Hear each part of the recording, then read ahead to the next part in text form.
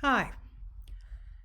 We're going to talk about effective study strategies and how you might consider your learning style, which is either 4 or 7 different learning styles, as you set up your learning space and as you go through this semester. So, with that said, let's talk about quick tips. None of these aren't going to really surprise you. Paying attention, making sure you understand something. If you don't understand, making sure that you make a mark in your notes so that you go back and you ask the question about the blank in your notes so that you're sure that you can understand what's been taught. Using your outlines.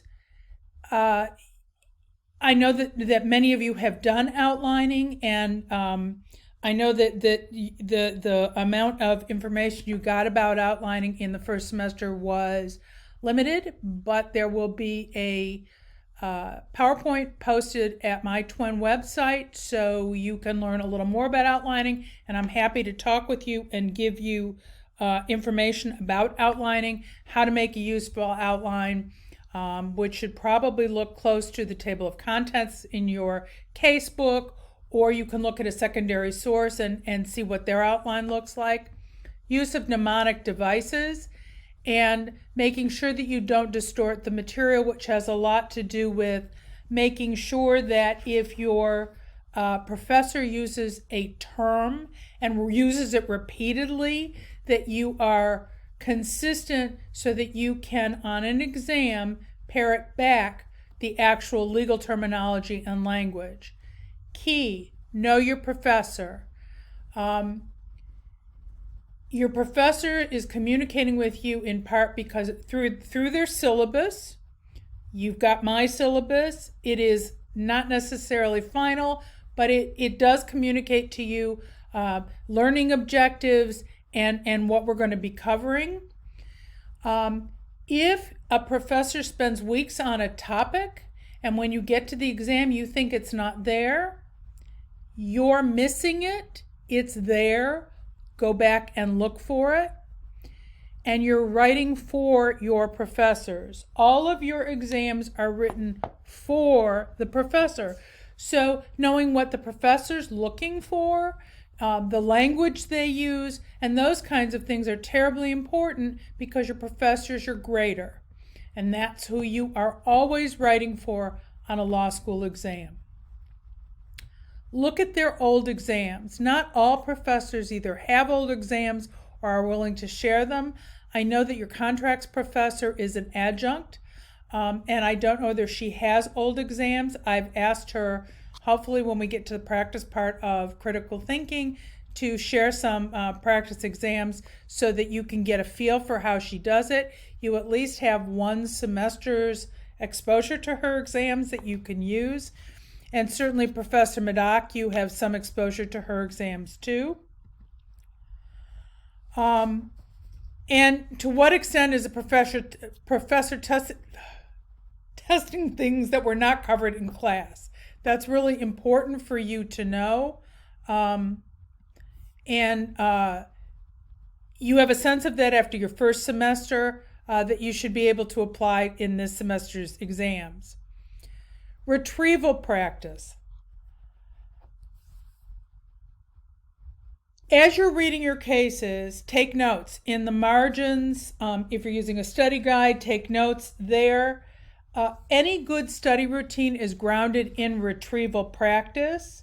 It's a powerful technique for studying, and it requires you to space out your work. So you study this on this day and then you test yourself the next day so that it's a constant self-testing, retrieving the information to answer questions as you move forward.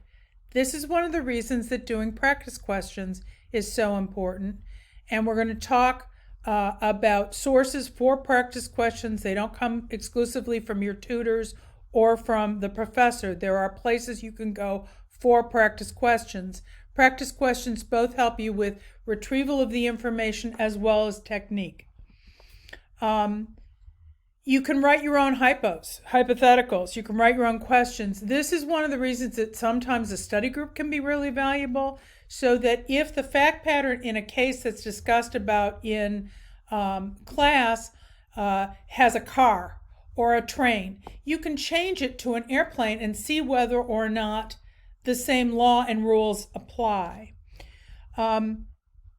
Students don't always like retrieval practice. Sometimes they feel that if they're testing themselves and they are constantly not getting the right answer, that there is something wrong, and so they move on. It is really important to recognize that part of the retrieval practice is learning the information. When you know that you've got an answer wrong and you go back and figure out why, that's learning. Rereading notes, rereading outlines, those are learning. Memorization is not necessarily learning. There's a study that was done by, I may be mispronouncing their names, Karpicki, Butler, and Rodinger in 2009. They talk about the illusion of mastery. And that's the difference between being able to say, gee, I knew the information backwards, forwards, and inside out, but I didn't do well on the test. That's because you didn't learn it. Chunking is a technique that we're going to talk about in just a second. Chunking works with retrieval practice, and chunking is learning information in pieces. Example, and this may not work so well with, well, actually, I was going to say your generation, but evening students tend to be older. An example of chunking and memorization is just a phone number. If you're asked what your phone number is, you know your phone number. If you're asked what your mother's phone number is, that's chunking. It's a chunk of numbers that you've managed to learn. When you do your practice exams, it is helpful to simulate exam conditions. Timing yourself. Some of you have talked about whether or not you've been able to finish on your essays or your multiple choice questions, and we'll talk about some of that as we go through the semester, but you all have access to phones. Set timers on your phones. If you're entitled to an accommodation which gives you more time on an exam, when you're practicing, one of the things you may want to do is try to practice it within the original set time and then give you the grace to get more time for your accommodation. But it's important to try to control your time and use your phone as a timer. Think about when you take the bar exam, and that's part of what the track you're now on, from 1L all the way through your fourth year and then on into the bar exam, is going to be practicing for timed exams, closed books, no notes. We know that exams are not administered to you while you're sitting on your bed. So if that's where you've managed to make your study space, you may want to consider even coming into the law school, which you can all do by reserving time. You can get into a Carroll in the library. You can get into some of the smaller rooms, some of which even have whiteboards. It's a good change of environment for those of you who are studying at home, want to get away from the distractions. And for those of you who find COVID conditions being depressing, just being at home or sitting on your bed, it's helpful sometimes just to change your environment. You can take a time test and simulate what you're going to be doing when you take your final exams. Obviously, COVID has made a big difference in you're not going to be sitting in a classroom, at least not this semester, but that's one of the reasons you can time your tests and figure out whether or not you're working quickly enough to get your exam essays and multiple choice done. So, what are tools that you might use? You might use mnemonics and acrostics, rhymes and songs, imagery, rehearsal. We talked some about retrieval, rehearsal, memorization, and chunking. Whoops. A mnemonic is letters or words, like a pattern that can help you remember something with a lot of components. Example, high ocean. I can tell you what ocean stands for 45 years after law school, and I never used adverse possession any time in my 26 years of practice or on the bench. So ocean, open, continuous, exclusive, adverse, notorious. What are you looking for with adverse possession? What are some other mnemonics you might think of? Who remembers, please excuse my dear Aunt Sally? Some of you are science people.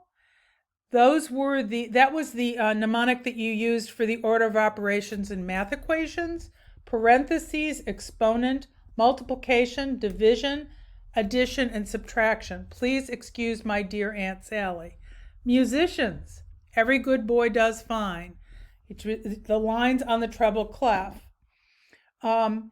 So you can put together mnemonics as they suit you, and you may even look for them online. There are law mnemonics that you may be able to steal that may work for you. The difference between an acrostic and an acronym: the former, the acrostic, is using the first letter of the word to form a phrase. The latter is only two steps, where the first letters make a word that is memorable. And we all know acronyms because we use them both in law as well as in our everyday life. Chunking. I talked a little bit about chunking in terms of your phone numbers. It's consolidating a long list of things into 5 to 9 chunks and then breaking them down further. What we know about short-term memory is that you can remember 5 to 9 things in your short-term memory. And so that's the goal with chunking, is to be able to come up with how you break things down to remember it. The American Psychology Association Dictionary of Psychology actually defines chunking. It says it's the process by which the mind divides large pieces of information into smaller units, we're calling those chunks, that are easier to retain in short-term memory. One item in memory can stand for multiple other items. So if there is a way that you can break down what you're studying into chunks, that may tell you, in just knowing how many things you need to remember, can form then a checklist when you're taking a test. Acrostics. So some people will even make haikus, and yes, if you go online, you will find legal haikus. So this case, California versus Riley, here are the facts. David Riley belonged to a Lincoln Park gang of San Diego, California. He and others opened fire on a rival gang that was driving past them. The shooters got into the car, into Riley's automobile, and drove away. He was driving a car with expired license registration tags. Because his license was suspended, they required that the car be impounded.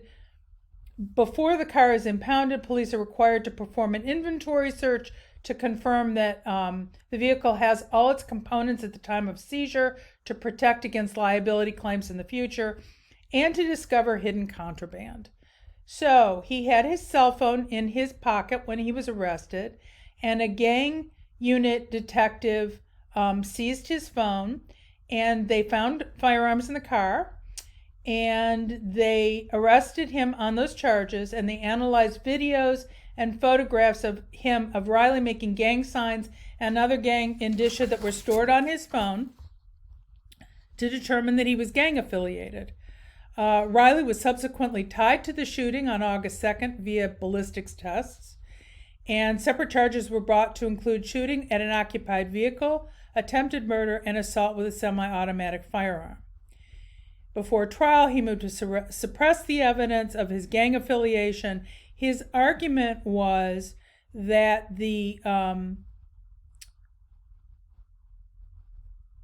officers should not have been able to get into his phone, to look at his photographs, and to use that evidence to convict him. Obviously, the question is whether or not there was a Fourth Amendment right that his phone be free of a warrantless search. Well, the Supreme Court held for Mr. Riley and said that they needed to get a search. The cop should have gotten a search warrant to get into his phone. You're not taking criminal procedure. There are lots of reasons that would make sense. So it turns out that the American Bar Association has a haiku competition. And this was the haiku that somebody came up with for California versus Riley. Passcode, fingerprint, excuse me, kind officer, but where's your warrant? If you can come up with something like that for a specific case, it will be something that you can use, obviously, that's memorable, and you could even enter the ABA competition. Here's another law school example. The word for. An offer, this is contracts. An offer can be revoked before it's accepted unless an exception applies. Here's what for is. 4 exceptions to that rule. An offer can be generally revoked before it's accepted unless there's an exception. Affirm, F, offer under Article 2 of the UCC. An option contract, when performance has begun on a unilateral contract, the U. And when there has been reasonably foreseeable substantial reliance on the offer. So if you're memorizing the word for, just like the word ocean, you can use that as a memorization tool. Rhymes and songs. I don't know how many of you have dogs. One of you, I think, identified dogs as your hobby. I have 3 dogs. You'll probably meet them during the term. And I sing to them so that things like, if you can set words to how much is that doggy in the window, you may be able to come up with something that you'll be able to remember. So that last little break, if you want to know, was because my 3 little dogs were standing at the back door barking to get in because it's cold outside. So rhymes and songs. Using something like Twinkle, Twinkle, Little Star. You can find these actually on online if you Google them. Using nursery rhymes, very helpful for memorizing facts, figures, formulas, even dates. Something to think about. Some of you will enjoy making up words to songs. And you will see if you go on Google where some law students actually have done that and they recorded it. I don't know whether you'll find it helpful, but it is an option. Imagery. Imagery works really, really powerfully for me. There are students who have gone so far as making comic books of their case books.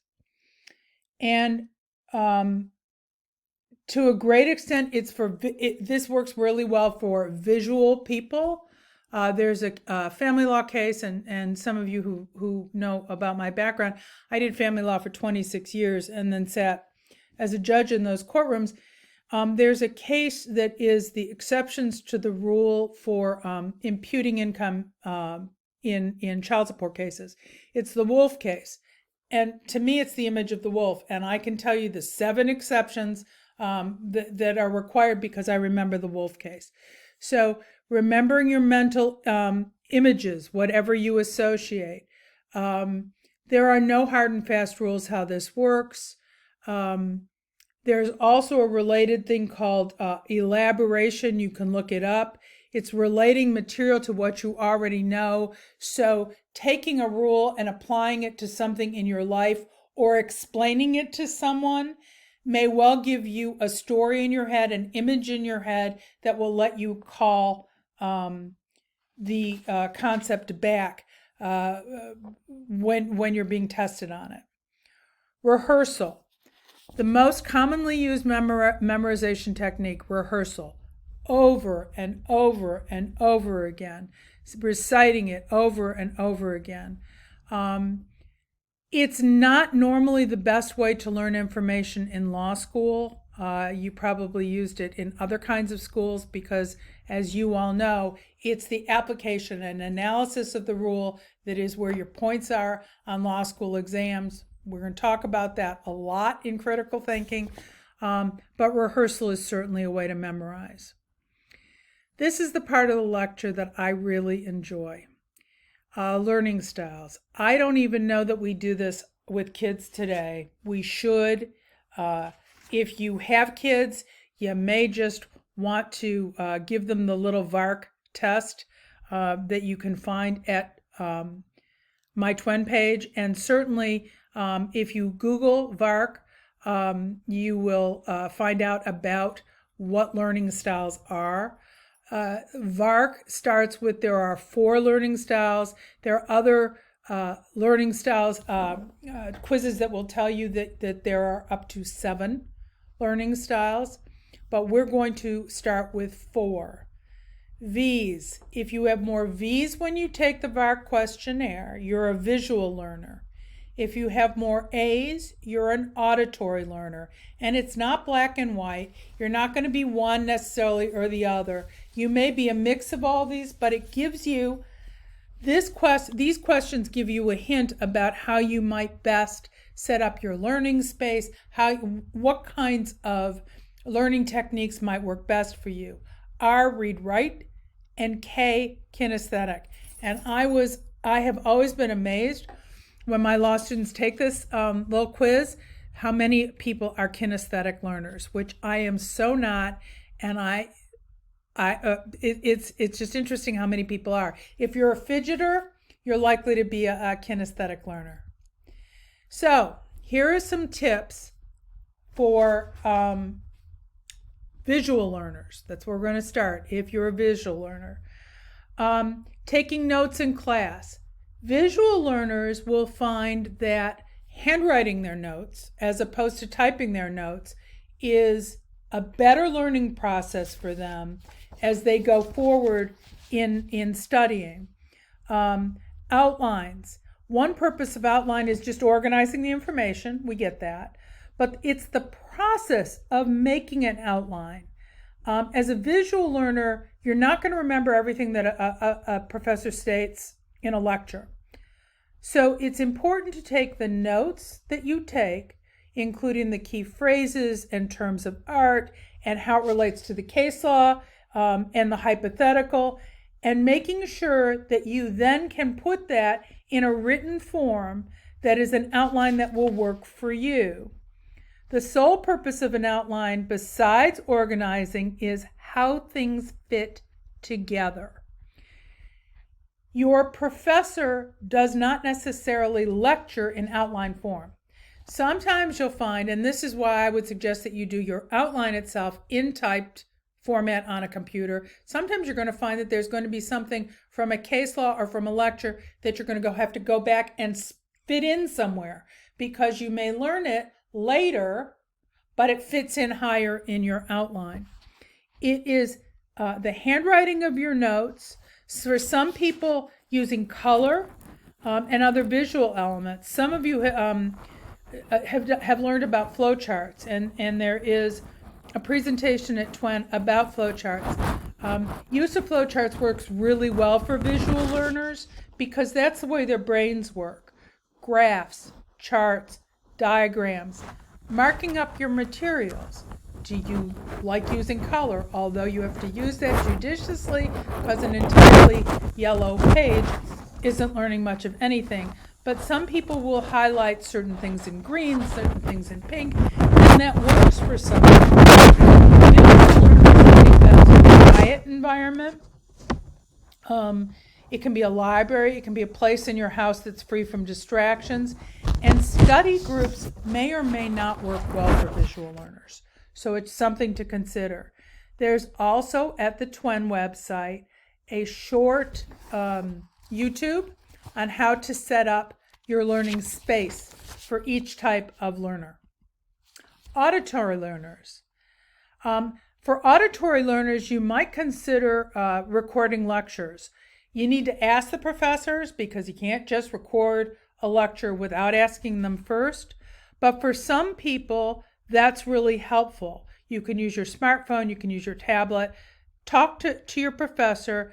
And then some professors, I don't remember which one of your professors, I guess it was Madoc, was giving you her PowerPoints.